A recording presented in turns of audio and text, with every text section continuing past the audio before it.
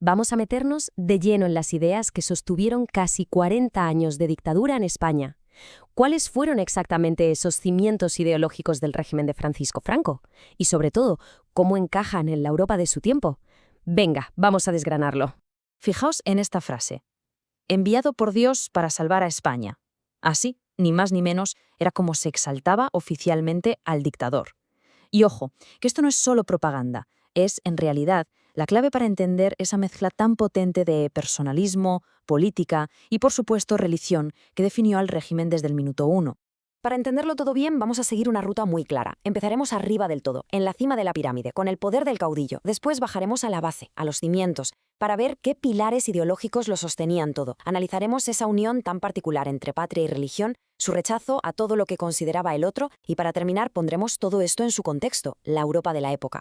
Muy bien, pues empecemos por el principio, el poder del caudillo. Y aquí hay 3 palabras clave: absoluto, personal y vitalicio. Es decir, para toda la vida. La figura de Franco no era simplemente la de un jefe de gobierno, que era literalmente la piedra angular sobre la que se levantó todo el sistema. Y para entender esto es fundamental pararnos en este término. Franco adoptó el título de caudillo. Pero, ¿qué significa realmente? Pues no es un cargo político como los que conocemos. Se refiere a un tipo de líder muy concreto, personalista, autoritario, que concentra absolutamente todo el poder en su persona. El liderazgo va más allá de la ley. De hecho, en esencia, la ley casi emana de él. Y ese poder, claro, se veía en cosas muy concretas. Fijaos aquí, Franco era jefe de Estado, presidente del gobierno, líder del Partido Único y generalísimo de los ejércitos. Todo a la vez. Pero es que su control iba mucho más allá. Tenía la última palabra en los nombramientos de jueces, de alcaldes, de obispos e incluso de los rectores de universidad. Un control, total, sobre todos los resortes del Estado y de la sociedad. Vale, ya hemos visto la cúspide de ese poder inmenso, pero la pregunta es, ¿cómo se sostenía todo esto? ¿Cuáles eran las ideas, las ideologías, que funcionaban como los pilares que aguantaban el poder absoluto de Franco? Pues aquí los tenemos. El cóctel ideológico del régimen se basaba principalmente en estos 4 ingredientes: un anticomunismo visceral, el llamado nacionalcatolicismo, un antiliberalismo feroz y, como no, un autoritarismo y nacionalismo muy marcados. Vamos a verlos uno por uno. Empezamos con el que es, quizás, el rasgo más singular y definitorio de todos, el nacionalcatolicismo. Esa fusión, prácticamente total, entre lo que se entendía como la identidad nacional española y la doctrina de la Iglesia católica. ¿Qué es exactamente el nacionalcatolicismo? Pues dicho de una forma sencilla, es la creencia de que ser español es ser católico, y ser católico es ser español. No hay uno sin el otro. Defendía que el catolicismo era la esencia misma de la nación. Y claro, esto fue muy eficaz porque conectaba con una identidad cultural muy arraigada y convirtió a la Iglesia en una herramienta poderosísima para legitimar al régimen en la educación, la moral pública y la vida social en general. Pasemos ahora a una parte muy curiosa, las ideologías que se definían por lo que rechazaban. Y es que una parte enorme de la identidad del franquismo se construyó precisamente creando y persiguiendo enemigos, tanto dentro como fuera de España. El anticomunismo fue, sin duda, la piedra angular. El régimen culpaba a los bolcheviques y a los rojos de todos los males de España. Y ojo, que la etiqueta de rojo era amplísima. Ahí entraban socialistas, comunistas, anarquistas y en general cualquiera con ideas de izquierdas.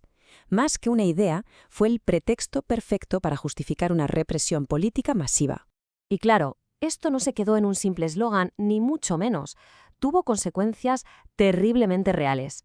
Sin ir más lejos, ya en 1940 se creó el Tribunal Especial para la Represión de la Masonería y el Comunismo. Su objetivo era muy claro: perseguir, encarcelar y sancionar a miles y miles de personas por sus ideas o por su afiliación política pasada. El otro gran anti del régimen fue el antiliberalismo, y yo creo que esta comparación lo deja, cristalino.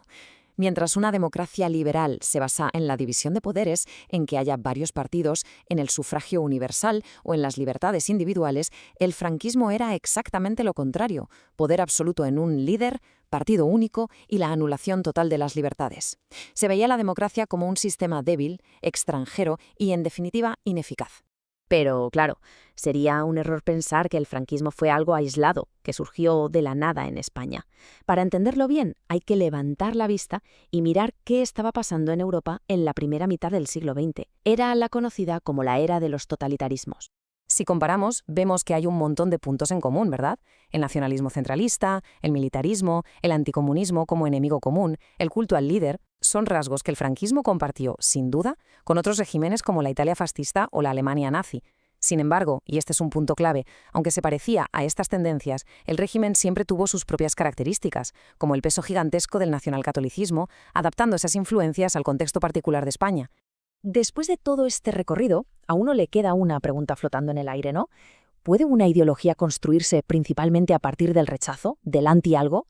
Porque si lo pensamos, gran parte de la identidad del franquismo se definió no tanto por lo que afirmaba ser, sino por aquello contra lo que luchaba. El comunismo, el liberalismo, los regionalismos, es una idea que desde luego da para reflexionar.